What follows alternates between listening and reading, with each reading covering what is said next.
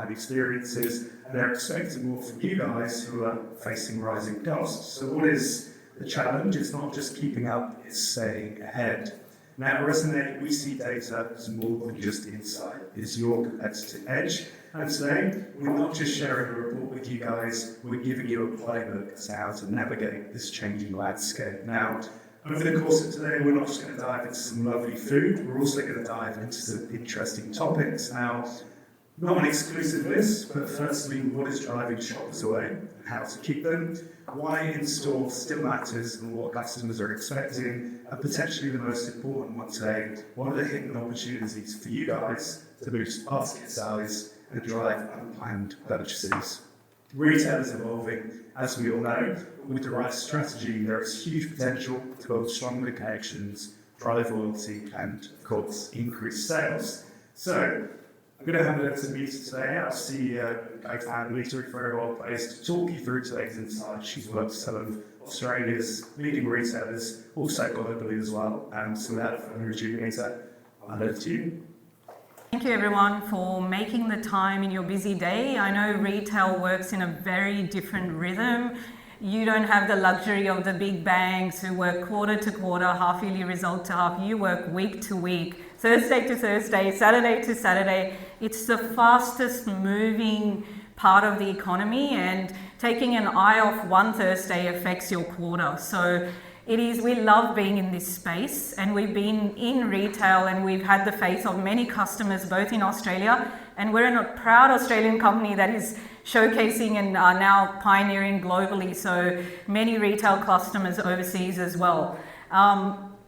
Retail is also very dear to my heart because not only do you guys play a big part in the economy, you are a key teaching ground for young people. I remember my first job was in retail when I was in year 10, a place called Franklin's, which some of you will tell my age.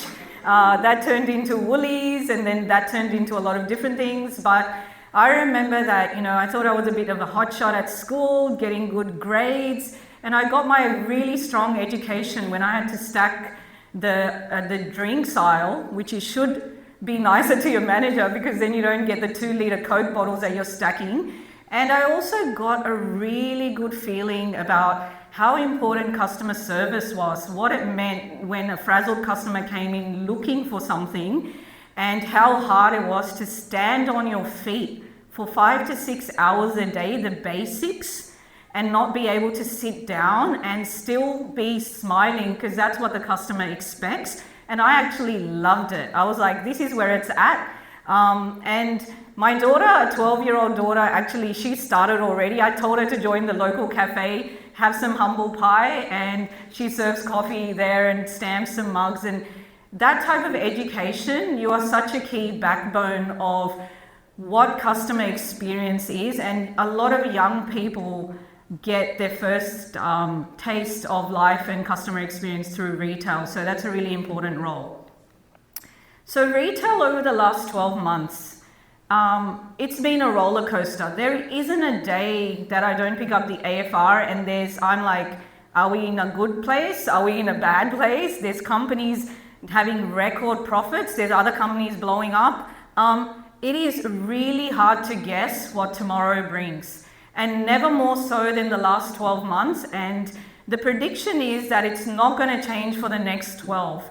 Things are very volatile. The customer is very volatile. One day they're having record buying moments. Next day they're not even walking in stores. So insights and analytics are more important than ever. But really, it's a very, very fast moving beast right now. And we all are guessing and working harder than ever. So the headlines are one to watch, and I don't think it's going to change for the next 12 months before we stabilize. So we put together a significant market study with a 95% confidence level, really large sample, over 1,000, which in statistically is very over 95% confidence. But before I get into all those stats and insights that we're dying for, we cannot forget the customer. They're actual humans. You might recognize a face over here on the right-hand side, slightly younger, myself. Over the last 12 months, I've become far more planned in my shopping. because I've had so many shocking moments at the till. By the time I get to the end and see the bill, I'm like, oh my God, how did I get to that number? So I've changed my shopping habits a little bit more, taken my iPhone in, looking at my list, putting in blinders, not looking at the specials, not looking at anything, just going fast and making sure my basket size is not going crazy because it's been very volatile. So I'm your nightmare customer. The one that is very, just up there planning a bit more and doing less unplanned purchases, non-discretionary stuff. So I'm on the right-hand side over here. Over there on the top left, Sindhu, my sister-in-law, she has 2 young kids, far younger than me. She has 7 nieces and nephews. So she's got these Christmas presents, birthday presents, lots of gifts to give, all different sizes. And Sindhu is a massive, person who does a lot of research. What is the latest lunchbox? Which one has silicone? Which one has this? So if I ever need advice on what the latest and greatest is, I go to her. She wants a lot of information. And whenever she brings a gift for my kids, she's like, don't worry, Mita, I'll return it if it's a wrong size. Don't worry about it. And I always wonder, Sindhu's so into returns. She's just like, not even bothered. She goes for the brands that allow her to return because she gets her nieces and nephews' sizes wrong, but she really actively uses the returns process, and she talks about it like, it's part of her daily thing. I'll buy it. If I don't like it, I'll return it. And she values it a lot. She goes, these brands are easy to return. I'm going to use them.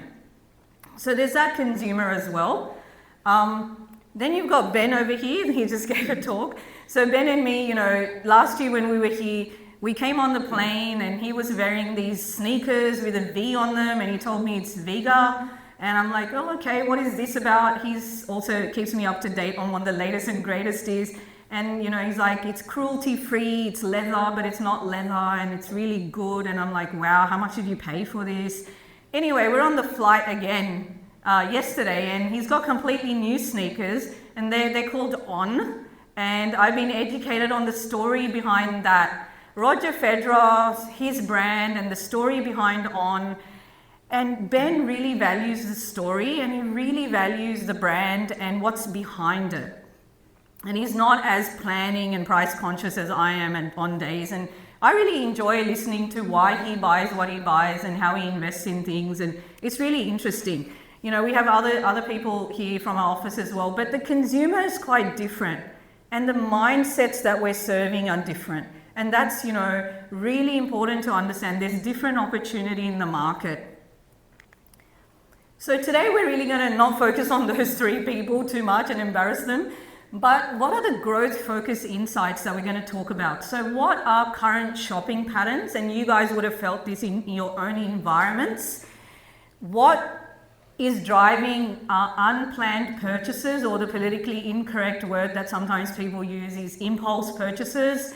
How do we get people to, if we've done the hard work and got them to come in and they're now in our store, we better not lose the conversion, and better still, we should also help them buy things that they came in to buy and the complementary product. What's influencing basket size right now from a consumer perspective? Because this is what all our customers are looking at, basket size like they have never done before, because there is pressure on that. Then what are some of the processes and customer experiences like returns? How much is it playing right now in consumer confidence, and how valued is it today than it was maybe 15 months ago when people had a lot more free cash flow?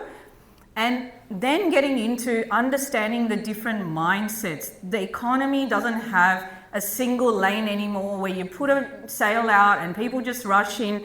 It's really interesting. I went to Chatswood Shopping Centre recently. I had a day off. I thought Tuesday afternoon, finally I'm going to get parking. 2 p.m. on a Tuesday afternoon in Chatswood, there is no parking. I'm like, I thought we're sort of in a tight economy. Everyone's at the shopping centre again. What is happening? So we'll look into what is driving the consumer footfall.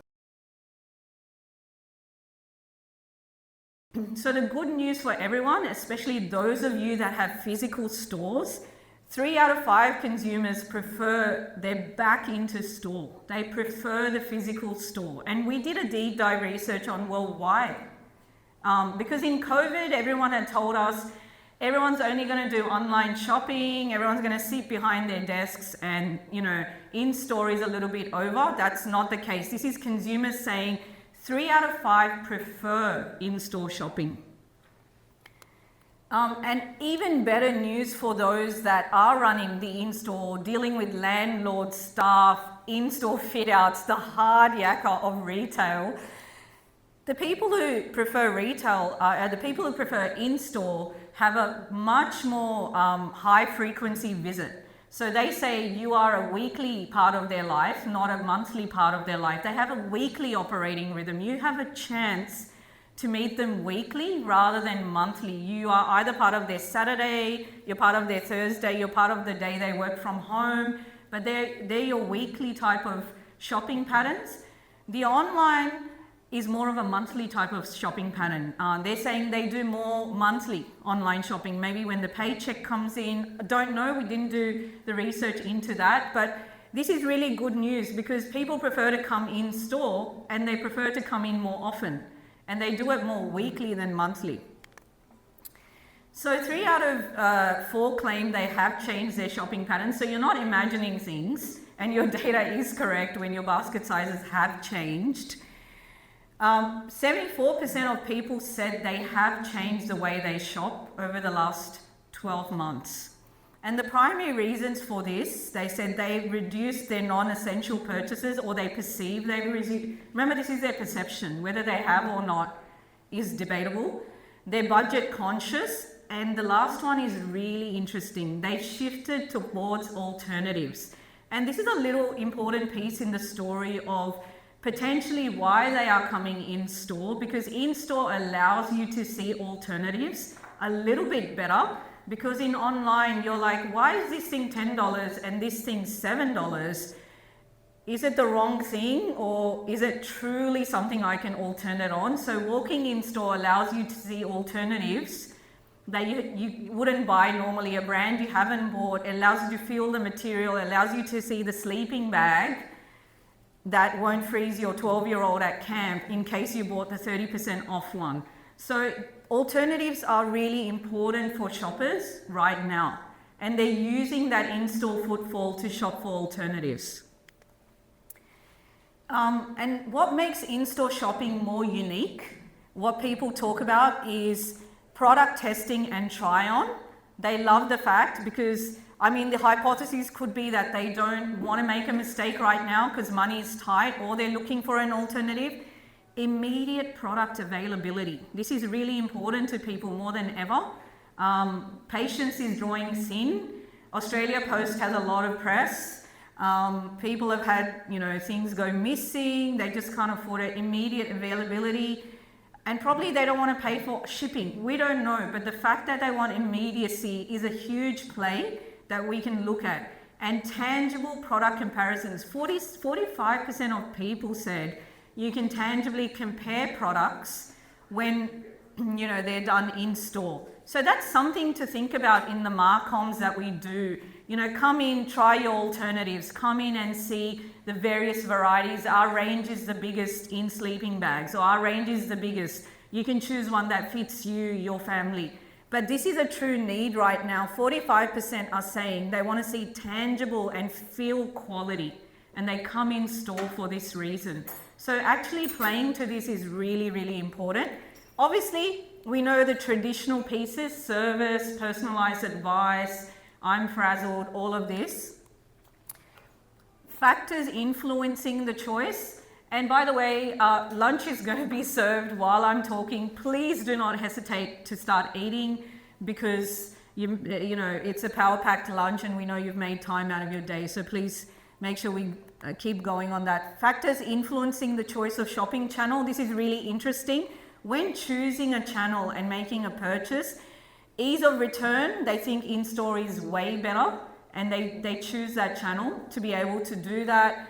When it's a high value purchase, when there's stock reliability, when it's just a price play, online is better. They say price comparisons are way easier, and every day we are seeing aggregators and tech companies allowing for amazing price comparisons. The worlds of sky scanners are coming up in all categories. In shoes, you're able to see where the cheapest is. So you do lose margin in that online play. There's a lot of margin lost. When you're competing purely, customers are very aware when they want to find the cheapest, online is easier.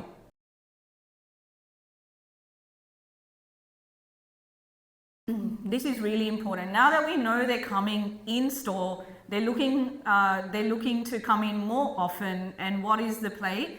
What channel drives more unplanned purchases?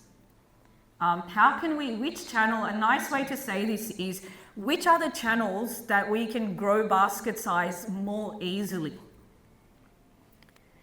And by far in store, this is from a consumer's perspective. So when asked, where do you make the most unplanned purchases, the ones you didn't intend to buy, a vast majority said, you know, in store, we make a lot more unplanned purchases than online. And this is interesting for those of us that have invested in the in-store experience and have physical stores. There is a huge opportunity. And remember, this is data coming from the customer's perception. This is them being aware that they're making unplanned purchases. This number is actually higher because they make unplanned purchases when they don't even realize it wasn't planned. In their head, sometimes, yeah, I actually needed this. It was planned all along. So actually the number is much higher than we assume, but it's still a significant number. 32% say and are aware that they're making unplanned purchases when in store. And this is really important because all of us do have an online presence. There are very few brands, even your local coffee shop now has a web front, at least sharing some key information, and people are extremely hungry for information. 97% of consumers say they do research, so that's basically everyone. These 3% are interesting. They're like, I don't do any research, I just walk in. Even in the car park, even while people are in the Westfield, before they're walking in 3 floors, going through the lift that never arrives, they are doing some research and they want to find things out. And what is the number one thing they research for? Well, the first one is a no-brainer right now in the economy. They are looking at price. But number 2 is stock availability. 43% say that they do stock availability research before they walk in. And I'm going to use a really technical term now. It's called the frazzle. A lot of consumers, because we work across industries and we're seeing data come in from different industries, care, childcare, all the same consumer that uses retail, there is a huge moment of being time poor. Ways of working have suddenly changed quite rapidly over the last 6 months. People have been asked to come in 4 to 5 days a week when they were working fully remote. They're having to maneuver traffic, public transport, strikes. And so stock availability, the worst thing is to battle everything, come in store and find out the stock isn't there. And that is driving a poor experience. So people are really valuing stock availability information if that is something that you can invest in. So what drives unplanned purchases from the perception of the consumer? The number one thing that drives, according to them, when do they buy something unplanned is when it's on a discount. There's no news here. This is traditional retail. Put up a deal, put up a discount, people are going to hoard it, stock it for Christmas, whatever they need to do, or buy extra. You do lose your sale further on, but discounts always help. Number 2, people are saying limited time offers or flash sales. The Aldis of the world have perfected this art. The massive FOMO of missing out, went in to buy milk, came out with a lawnmower. How did this happen? It's not going to be there tomorrow, and I may need it. And it's really big. It's not, and Aldi makes it very clear. This is going away in 3 days. A lot of offers and deals don't make it very clear that this is only here for 2 days. Like, yes, you think I'll come back in, I'll buy it. So this is a really big opportunity. Consumers are saying limited time offers and making it very clear.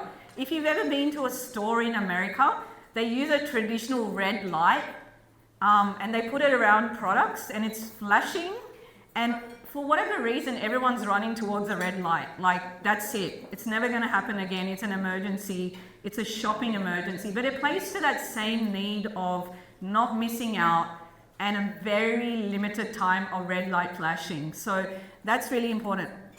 Now, the third tower is one that doesn't require a margin play. It doesn't require you to reduce, I guess, what you're earning per deal.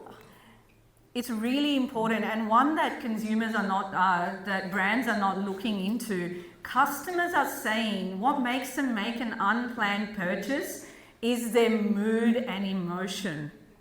So you would have seen a lot of brands now are looking at putting greeters. There's some big brands that have moved the bouncer from the front and they have put a greeter. That person is still doing the same thing, doing a bit of a security check and all of that, but they've got a smile on their face. You might have been super frazzled as you took 35 minutes to find parking, and nothing's worse than having the bouncers checking your bag on the way in, or someone who's not calming the mood down or flipping the mood. This is a really important play that Australian retail is not deep diving into yet, but mood and emotion. Can our staff be very deliberate about turning someone's mood around? It is going to drive unplanned purchase. It's not just about being nice, it is about business.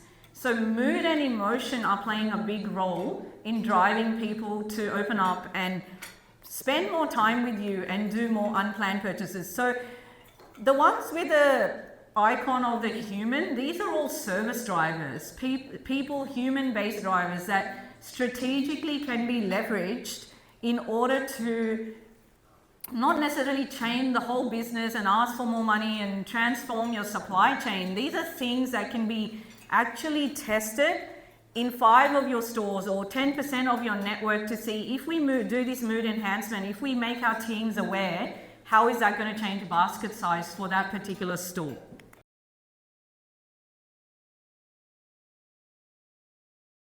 Now, optimizing basket size and what is influencing conversion from a perspective of the consumer. So, 35% of consumers say they're not willing to increase the basket size. They are super planned, they've got this down, they're not going to be swayed by mood or anything. But this is perception. Remember, they're saying we are not likely, and this is a scale. There's 14% that's like highly unlikely to change my basket size. Good luck. So there's 35% of the market, and this one is interesting to see that if economic conditions become tighter, they're likely to tighten this up even more. So someone who's at a 4 may move to a 1, right, and become even more unlikely. They have some lever when they know and they're aware of their basket size. This is a highly aware group of basket size. But the good news is 44% are saying themselves that they are willing to change their basket size if the right customer experience or conditions are provided. So they're aware that there's still room to go within their own basket size, which is fantastic because this is not even us trying to convince them, this is us trying to deliver on what they're actually looking for. And here's the really good news: 1/5 of the market have a really high willingness to increase basket size. They're like, give me more, sell me more, give me what I'm looking for. I have more to go. Like, I want to engage with you. I want to buy more things. I want to do things. And this is a huge number because there's shades of grey between this, and this is a consumer's awareness on their own basket size. So it's great news. Now, what factors lead to a lack of conversion? This is the holy grail of any retailer. We work so hard, we've done above the line marketing, we've done advertising, we've done so much. The person has walked in. Now it's up to us and our teams and our enablement to convert.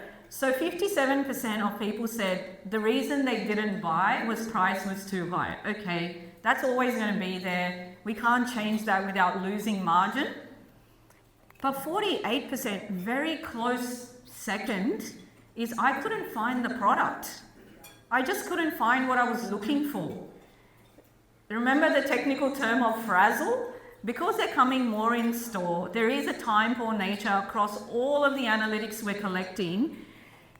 Couldn't find what I needed. Is this because a lack of customer service? Couldn't find the person.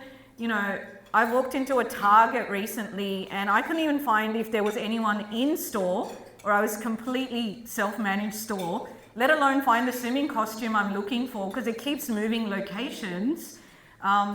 So after about 20 minutes, I freaked out because I had to pick up my son from soccer. I'm just running back out again. But my intention was to buy it. I just couldn't find it. I couldn't find the person who could help me find it. And then I couldn't find it myself either. I wanted to self-serve, but I couldn't do it. This is a huge opportunity. Are we making it easier to find what people are looking for? Whether that's advice, whether it's telling them what the alternative is, whether it's just finding it on the shelf. Like, do we have signage even? 47% said product was out of stock.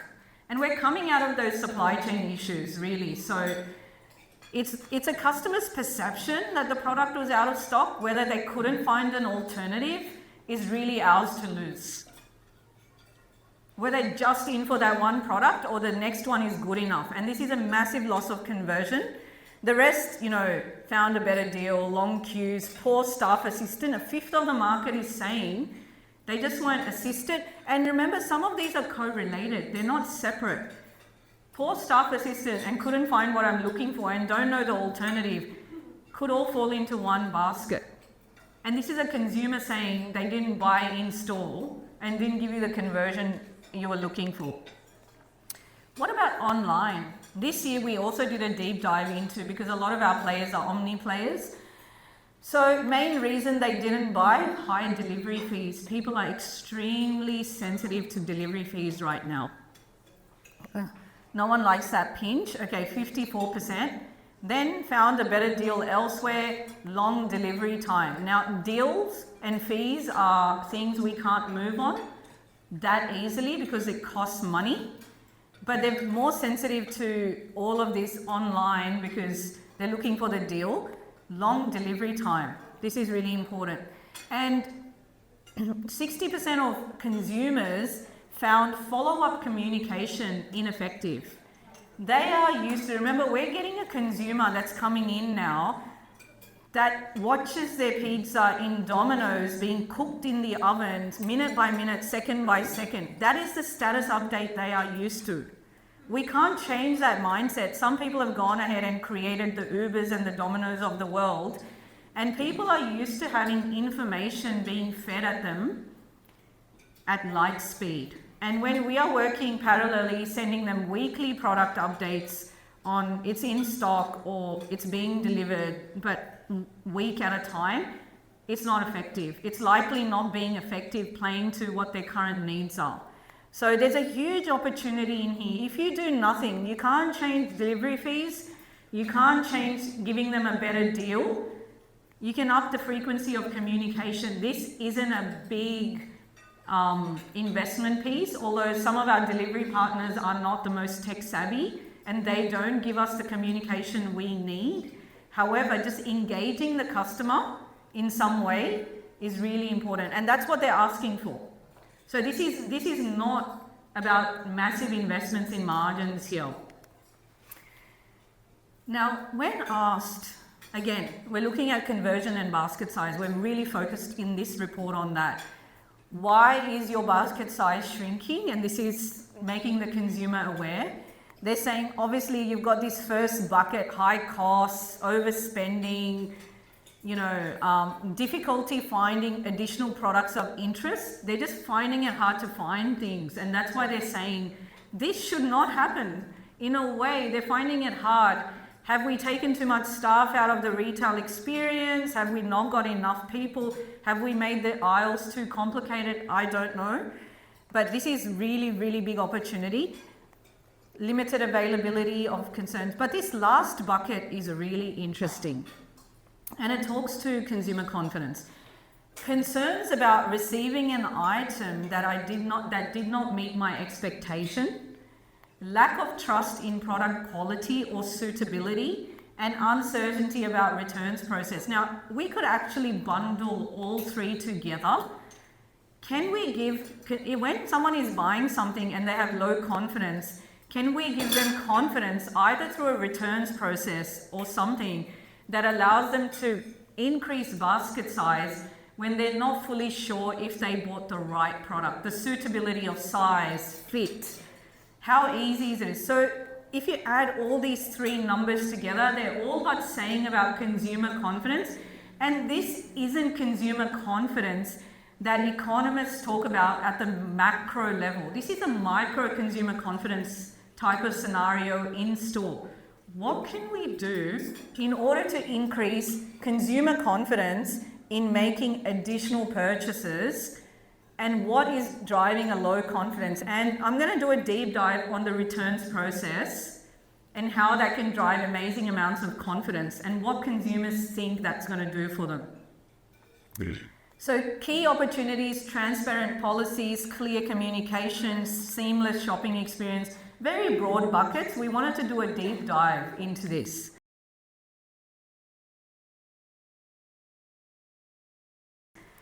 So in order to build the micro confidence within the consumer, when they're in store, we want them to have a good mood and boost their confidence.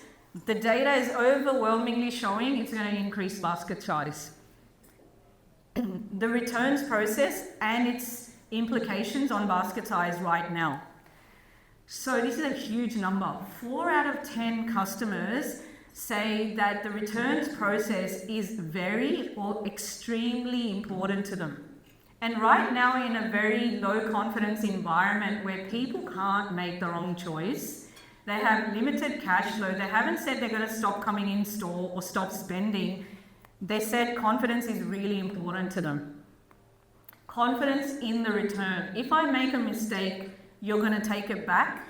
What do they value in this returns process? One thing is confidence. It's a vague bucket. What's going to drive confidence? Hassle-free returns. No need for original packaging, having the label on it. Fast or instant refunds. There's a large part of our economy that is sitting on offset accounts. When today you go into shop, real-time banking takes that money out of your account almost instantaneously, like within the hour. However, so many times we're in the returns process and the customer service representative is saying, this returns may take up to 7 to 14 days to hit your account. That is not driving consumer confidence. Why? Okay. That is not driving them to put more things into their basket because they're like, if I do make a mistake, it's going to take 14 days, 7 days or whatever to come back into my account, and that's not something that drives a lot of confidence in making additional purchases. Remember, this is all about the unplanned purchase. Prepaid return shipping labels. I live on a postcode 2069. If you go to the Google review site of my local post office, it has a 1-star review. Okay? And I'm not joking. You can look it up. The postie there's just constant ramble of how aggressive they are. It's really terrible to walk in. If there's no returns label, am I going to go in, take a deep breath before I start a really big work day, go and deal with that scenario? It makes me want to not shop and have that situation to begin with, because Australia Post, if I have to buy the envelope and then deal with whatever's happening in that post office. So within our chain of events, understanding how much control we are giving to the third party and how that's affecting the consumer, where you can't affect that customer experience. So people are actually demanding more prepaid returns labels and clear and transparent returns policies. Some of our returns policies have been written a few years ago. There is a huge opportunity in the market to reword this. We are in a frazzled place, and making the words easy, fast, speedy, simple, even if you can't change your policy overnight, it is something customers are really looking for in terms of increasing unplanned purchases. And, 40% would pay a premium for the ideal returns process. This is a big finding. Not only are they saying they want it and they'll do more unplanned purchases, they are saying they would go to a brand that they know, this is them knowing, this is perception, that they will pay a premium if you get that right because I want the insurance. And the big Amazon, does this so well. They increase basket size. I see so many packets arriving. I'm like, my husband is a big shopper. And a lot of people are aware they're paying a premium to the big A. They're not the cheapest, but the returns plays a big role. They've made it easy. They've made it simple. 62%, but there's still 40% of the market that says they're going to pay a premium if you give it to me. Or another way to read this is I'm going to go to a brand that charges premium but has a simpler returns process. You could lose your business to that. Most valued factors, ease and convenience, make it easy for me, fast. If you're doing this today, talk about it. It's really valued. If your returns process is easy and fast, and you do have real-time returns, is your customer service representative at the time of serving someone saying that, oh, if you buy it, it's so easy to return, don't worry about it, you'll get the money back immediately. Boom, I'm putting it in my trolley. No one talks about, our customer service teams haven't necessarily talk about returns in that same way. In my recent trip to America, this is being talked about a lot. No additional cost, flexible returns options. So give me a few options, online, in-store, post office, 7-Eleven, whatever it may be.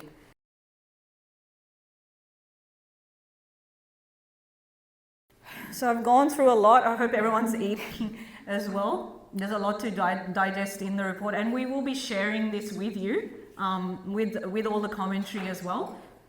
Now, online delivery, this has been making us sweat. Everyone wants it for free. We're living on a continent bigger than, as the same size as mainland America, with a population of one city almost, or two cities put together, and everyone's expectation is free delivery, easy delivery. It's not easy to achieve, especially given our geography and our infrastructure in that.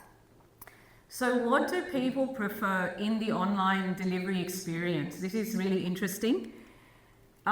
So a lot of us have invested in click and collect, and there was a real moment in Australian retail where we suddenly had to train the store manager to now be the delivery person, serve the customer, run to the back, serve a completely different mindset customer who's just in and out and doesn't want to wait a minute for that click and collect moment. That's why they did it to begin with. And the same people are trying to empathize, and there's been huge changes in customer experience on that, so that's fantastic. 60% of people say they still prefer online delivery if they're going to do e-commerce. 24% said they sometimes use one or the other and they prefer that. And then only 16% always just prefer click and collect. And this is a number we're going to watch for next year's report as well, because is this growing? Are people willing to pay less delivery? And have we changed the click and collect experience, or is it still not as great, so people are like, no point doing that? They do prefer it, but it's not their number one option. It's important, but not the most important thing when choosing things online. So now, what is the delivery factor? And this is really important for those of us that have an omni strategy, that have both store and delivery going on at the same time, cannibalizing each other on days. In one, you lose more margin, but you may get a bigger total addressable market, someone who's sitting 100 kilometers away from your store. In the other, you get more. So here, 3 out of 4 customers have said if the online delivery is more than 5 days, their delivery tolerance time, they're going to walk in store. 75% will then shift the channel. They can't wait that long. And 25% will still wait, but 75% said at 5 days, I shift. This is really interesting for those of us that have an omni play. sometimes we think that having the fastest delivery is the most profitable for our business. If you're delivering to an area where your store is very close, well, I've just gone through all the research to show if someone comes in store, you can affect their unplanned purchases much more. There is some research to show here that, if you can get them to walk in store, because you can't get them the fastest, most expensive delivery by losing, but you can be sure that they walk into your store, then there is a play to be had here as well. Because once they're in store, they're going to do more unplanned purchases, they're going to buy alternatives, they're going to convert more easily. However, if your store is nowhere near that and you're delivering somewhere else, they're probably going to walk into an alternative because they can't wait 5 days. And we're getting to a place where, these insights and analytics are interesting to see, especially in categories where you're known as a leader, where you know that they only come to you to buy things. And there's a huge play that if it becomes more than 5 days, they're likely to walk into your store, which is a higher margin play. So this is very interesting. And what attributes of the delivery experience are valued? 67% said they value delivery fees or lack thereof, of course. However, a close 54% tracking and updates. They really value knowing when that furniture is going to be delivered, when the box is going to be delivered. Is it be raining? Will I be home? Is it a working from home day? What's happening? So this is one that we can deep dive into as brands and work on a little bit because it's still really valued and underserviced in many of our retail scenarios. Speed, obviously, the world is getting faster and this is something that's not going to go away. Safe handling, flexible delivery windows, delivery options. The market has become much better at flexibility, but still there's a need. At least there's a need for updating people when things are going to arrive.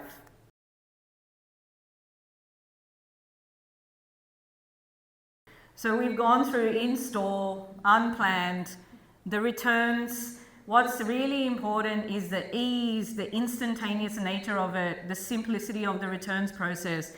Delivery, those of us that are omni, are we just getting to the fastest, most expensive delivery, or do we really value playing our in-store experience as well?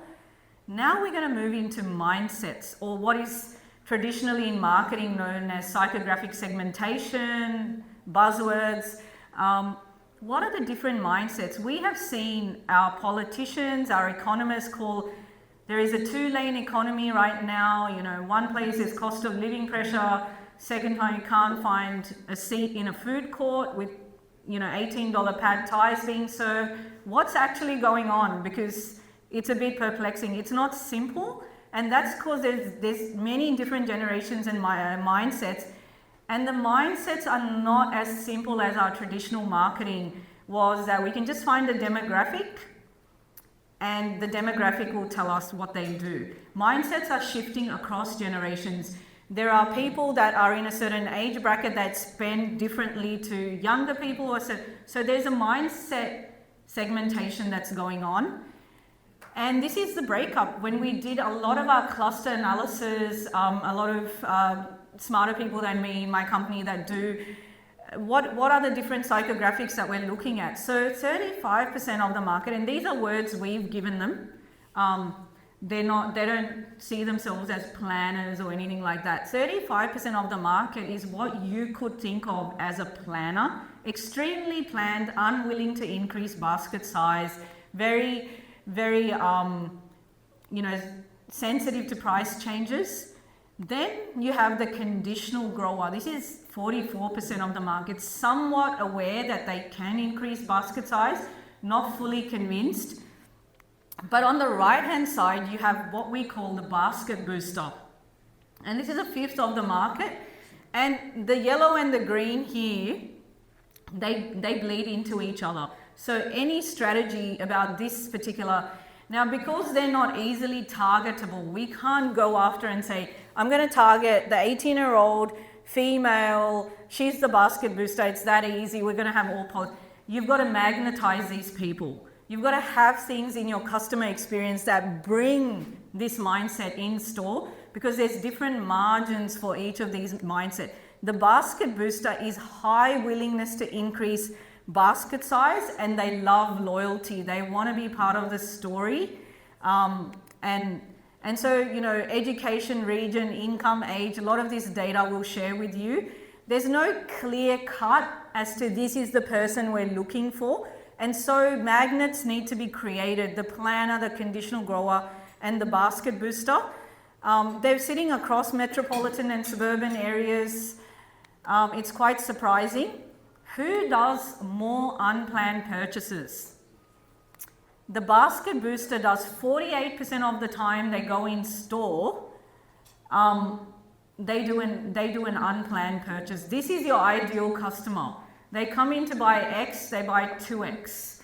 And they're very aware of this as well. So actually, there's a lot of these 33%ers here who say sometimes we do it. They probably do it a little bit more than they're actually fessing up to in a report or research. And then you've got 22, you know, the planner says only 1 in 5 times do I go buy something I didn't think of buying.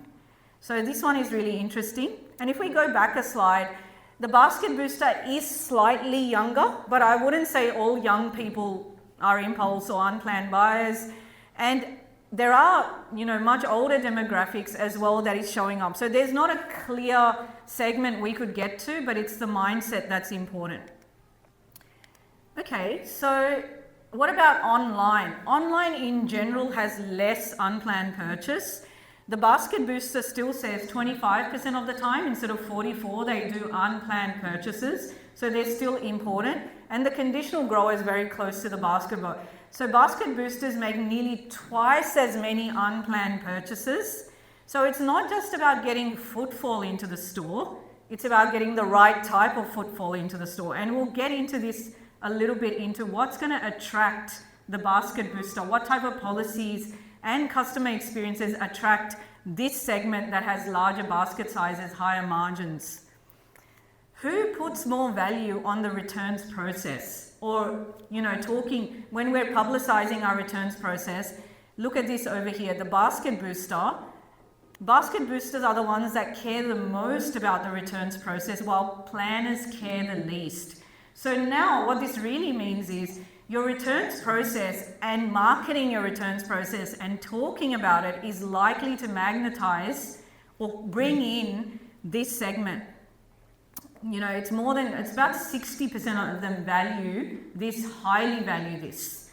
And you're going to attract those high margin, high unplanned customers to your brand if your returns process is talking and making it easy for them. So who would have thought a returns process is actually an advertising piece to attract the right mindset into your store and not just attract everyone. So the basket booster, what do they value in the returns process?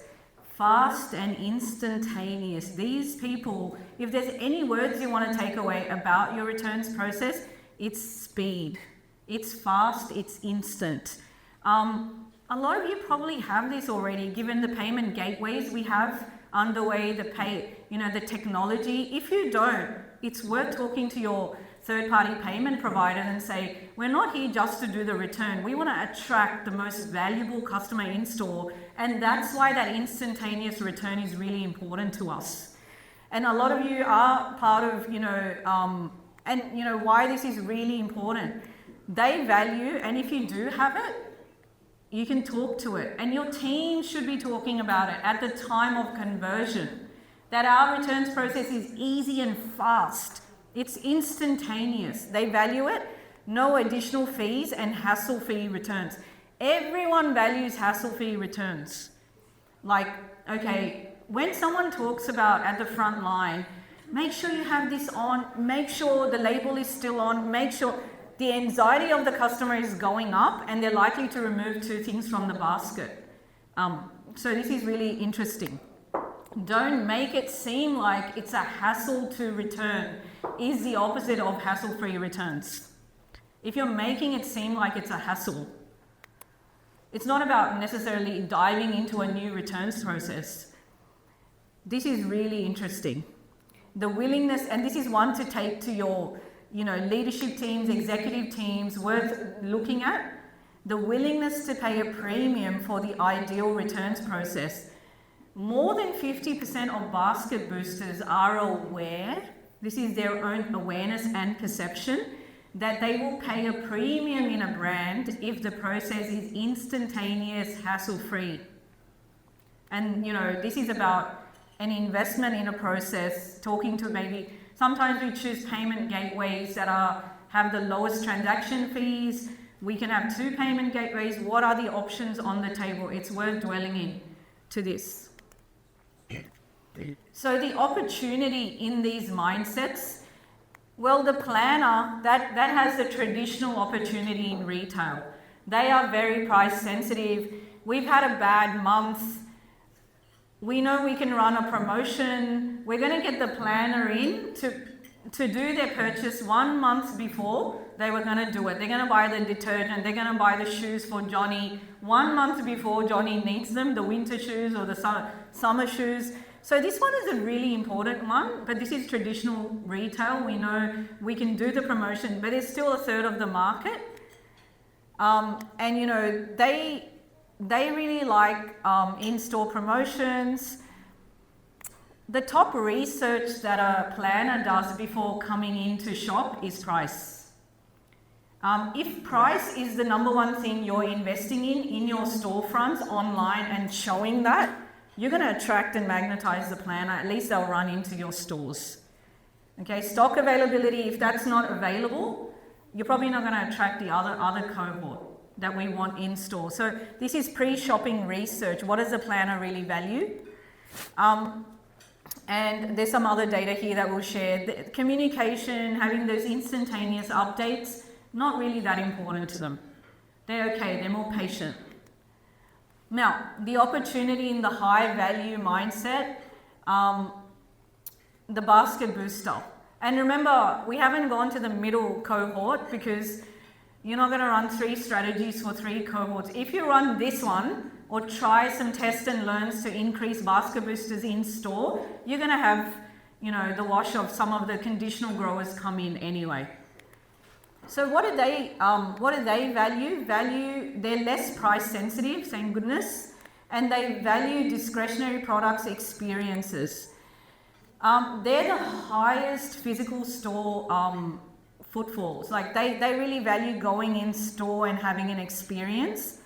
And the top research they do, they don't look for price, they look for stock availability. That's really important to them. They have the lowest delivery delay tolerance. They don't want to wait days and days for things. They're the instantaneous type of people, easier, and they really value communication. So it's something to think about. Can we create magnets to start to attract those that are willing to do more unplanned purchases? And vice versa, have we got magnets in our strategy that are getting the wrong people in or getting people that are costing us margin and bottom line? So driving great experiences, this is my final piece. Driving greater revenue through dream experiences. So what is the consumer saying is a dream experience right now? They're not saying increased promotions and deals alone, they're saying convenient opening hours. This is a big gotcha. We haven't seen this come up previously, but it talks to the time-poor nature of the economy right now and our retail opening hour patterns not moving with the return to work, the return to public transport, the return to traffic, the return to a different world to it was 12 months ago. So overwhelmingly, people are saying, I want convenient opening hours. Can we test and learn this? Can we run some tests in some of our stores where we do have the remit and we're not inside some sort of landlord agreement that we can't come out of? Can we open some stores at different hours, and is that going to change revenue? What is the cost of having that customer service representative for 3 extra hours? This is really, really, they're not wanting Disney, they're wanting longer hours or convenient hours. Greater variety. This is really interesting as well. Enhanced loyalty programs. We have a lot of loyalty programs in the country. No one really knows what they're doing for everyone. Some are good, some are very mediocre. There isn't a shop that I shop at today that I don't get asked for my phone number or loyalty card. And the only thing that the customer service representative says is, "Are you a member?" And I usually say no, and that's it. They move on. No one at that point says, "You should be a member because we give you a gift on your birthday." Well, it's not as common as it needs to be sometimes, and I watch and take down some of these points. But there is a huge need, and people are saying 36% of people said, "I actually want to be loyal, but tell me what's in it for me." What is the program? Is it a data collection exercise, or is it a loyalty program? Some of our coffee shops have done this much better, where they've given us a simple way to understand what loyalty looks like. 10 stamps and the 11th coffee is free. The simplicity of the loyalty program is important as well. So unlocking value in the in-store dream experience. This one is really interesting. I'm focusing in on convenient opening hours is really important to the conditional grower and the basket booster because they like coming in store and they just want you to be, we haven't done a deep dive yet into convenient, but it's more like being able to, my assumption here would be being able to get in store after 6 or before a certain hour.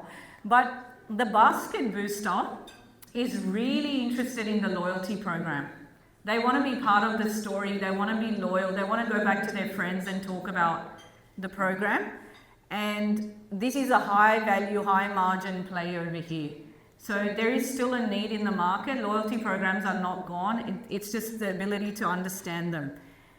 So unlocking online, we did the same dream experience in online. What would drive a dream experience for you? Secure payment options. This was always there, but not number one. And secure payment options, now people are calling this a dream experience.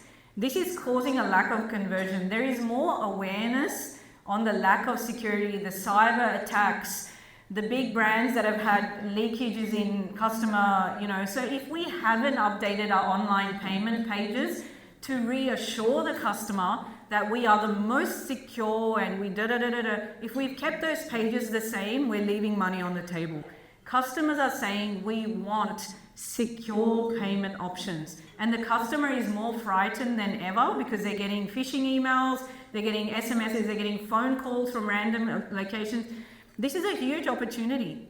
I'm no doubt 90% of retailers in Australia are extremely secure, but this is perception.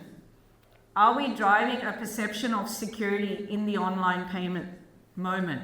And is there cart abandonment going on at that moment? Have we doubled down on really ranting about how secure we are? Easy returns process, huge need in online, a game changer. People are saying, can you make it easy for me to return online? Ease of navigation, all the rest is, what we've been looking at in e-commerce, but these two towers are really starting to tower on and something to worth looking to.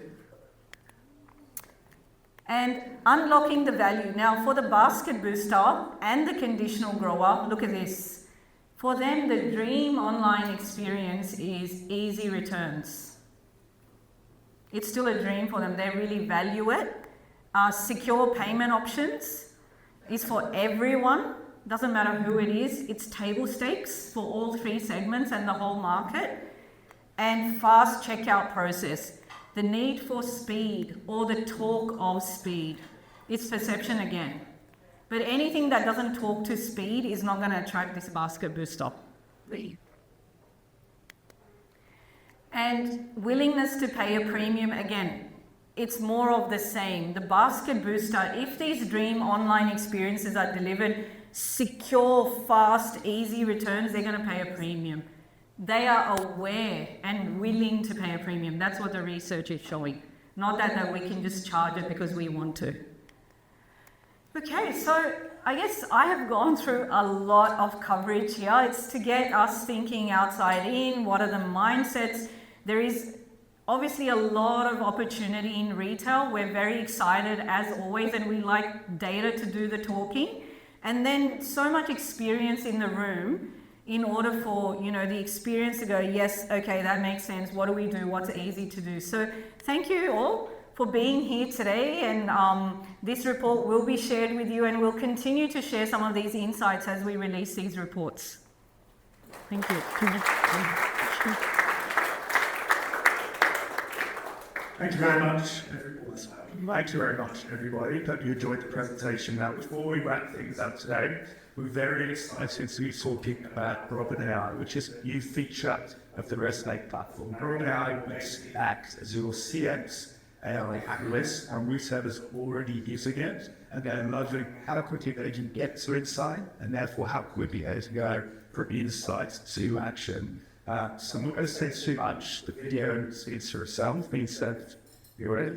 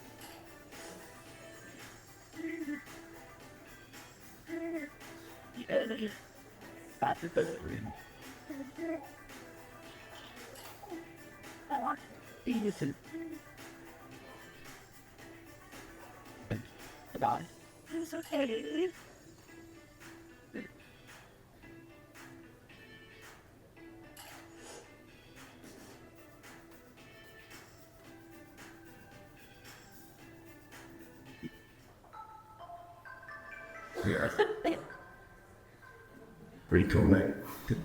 Yeah, guys, thank you so much for coming along. Hopefully you can see our passion for the retail sector is something that's not wavered over the last 10 years. Now, I suppose, you know, that if anything jumps out to you guys as a light bulb today, we'd love to have a chat with you. Through the Resonate platform, we're helping retailers drive conversion, drive basket size, and ultimately increase sales. Very passionate about the sector.